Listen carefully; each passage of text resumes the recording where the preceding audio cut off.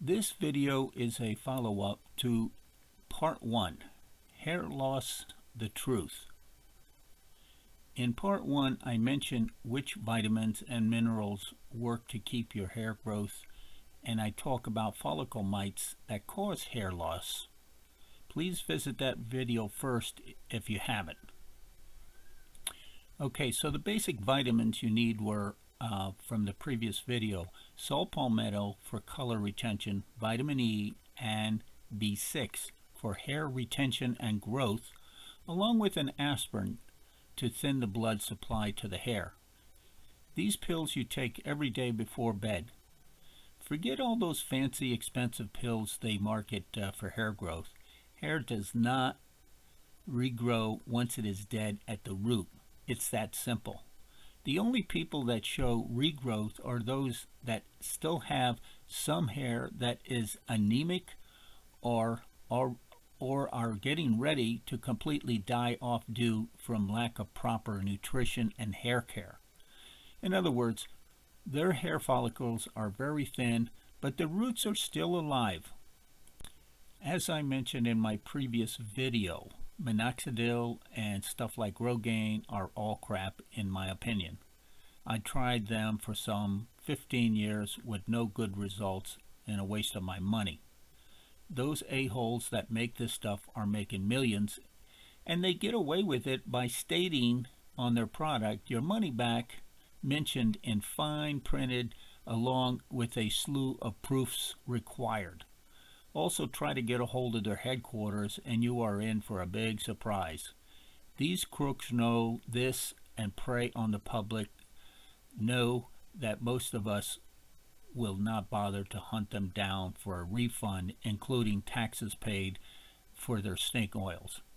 Can anyone please explain to me how I can get 15 plus years of refund? How many of us think of saving such receipts?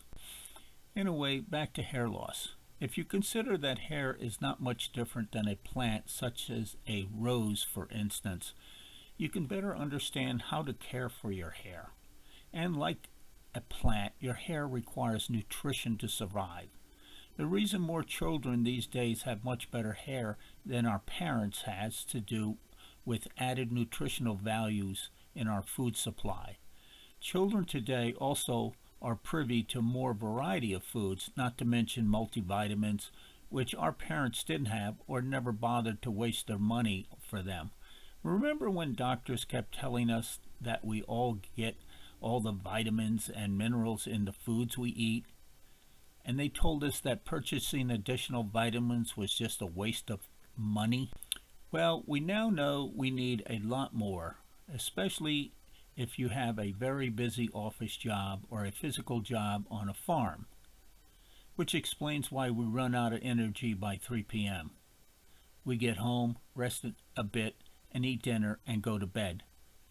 During sleep, your body regenerates what it can that your system requires, and this is where the shortfall comes in regarding hair loss. You may have assumed you ate a good meal, but have you? Your stomach is full, and so we often don't think about it. Have you ever noticed on television crime stories when they investigate a murder by cyanide or arsenic poisoning, they check the hair follicles for evidence? Both of these poisons are heavy metal. Well, the same holds true for foods we eat and liquids we drink. Yes, liquids are very crucial, especially when it comes to water. Bottled water can be dangerous if it is not mineralized, meaning run through gravel to pick up some of the minerals. Water that is too pure, like distilled water, is often considered hungry water, meaning it will strip away minerals in your body, weakening your bones, hair, and who knows what, which explains why most farmers often have good hair. They drink and cook with a lot of well water, water that is high in minerals. This is true of fishermen that eat lots of fish. So back to hair is like a plant. Anyone that has tended a plant like a rose, let's say, know that they must be fertilized constantly and water. This is no different for hair. Hair, you could say, is like your teeth. By that I mean the tooth also has a root. However, once it is extracted, you never get another tooth to replace it, excluding baby teeth.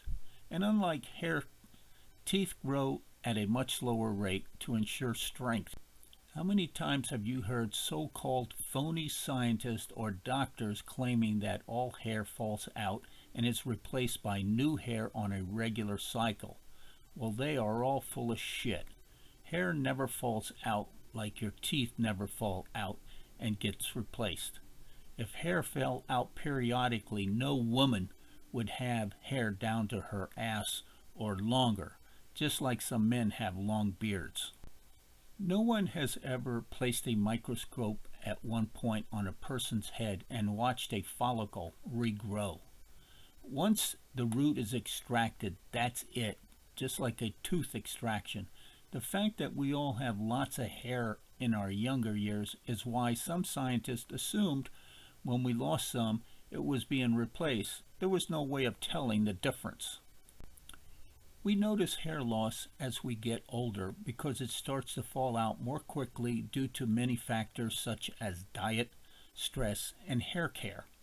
Even women get thinner and less hair, all of it caused by the follicle mites killing the roots. Itchy scalp is not a dander problem. It is you having a crap load of mites having a field day on your head. Simply dribble some alcohol on your itchy head next time, and I guarantee the itching will stop immediately. By the way, avoid too much soap, as soap is made with lye, which can destroy hair if left on too long. Lye is also used to strip animal hides of hair, so use soap briefly to remove scalp oils. Soap does somewhat of a good job at killing the mites on the surface of your scalp, but alcohol gets those mites that dig in between the hair follicles and the scalp. Women, by using various hair lotions and hair dryers, etc., kill those mites unconsciously, ensuring they have good hair. Remember this, those bugs are not there to keep warm. They dig in to get at the root of your hair, the part with nutritional value to them. It's like the worms in the soil that attack vegetables like carrots or beets.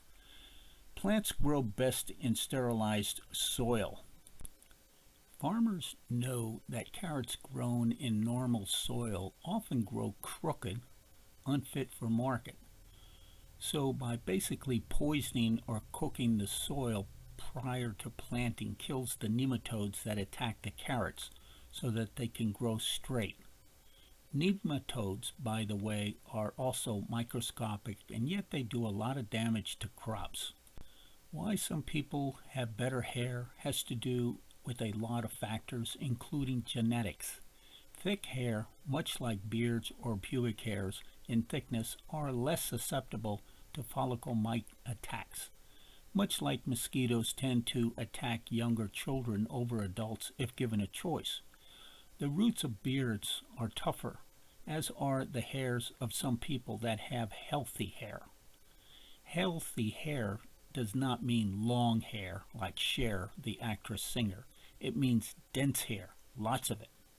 When mites attack a root, they seem to concentrate on that one follicle that it has had its outer protective skin around the root breached.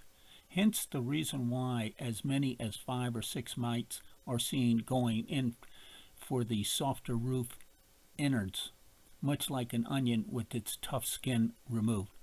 As the follicle dies and falls out, they go after another and so on. You just assume that it's not a big deal, I'll grow another, but you never do.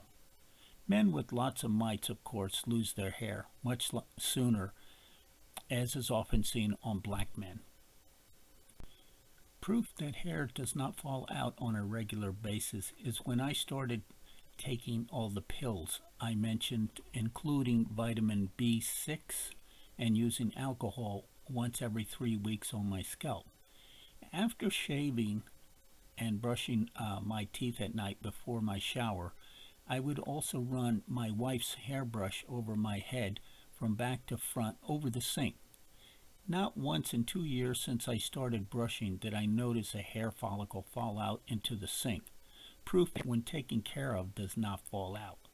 The brushing helps blood circulate and clears away dead skins so my hair can breathe and stay healthy.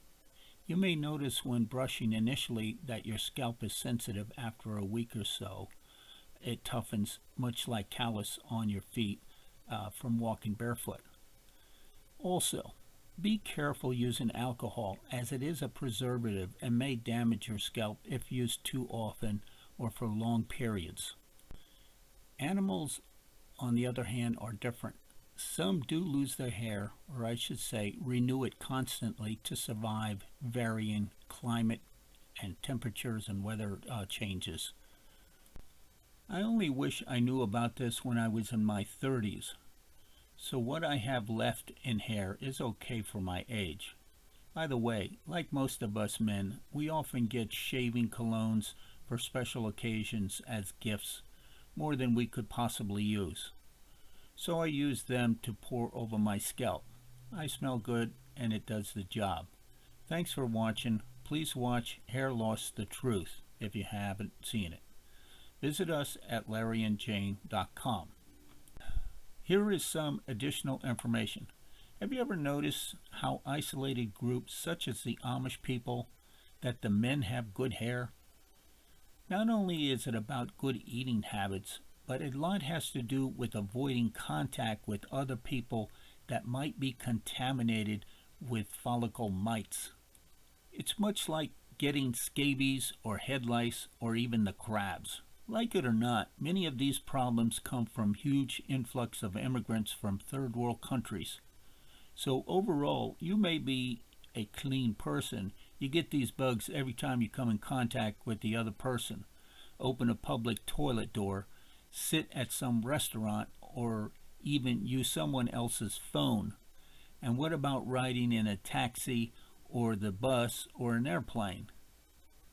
Enjoy. Thank you for watching. This is me in my 70s with my wife of 20 plus years married. Notice I don't have much hair, but it's good enough, and it's dark because of the sal palmetto. Hair grows every day, so you must take the pills every day.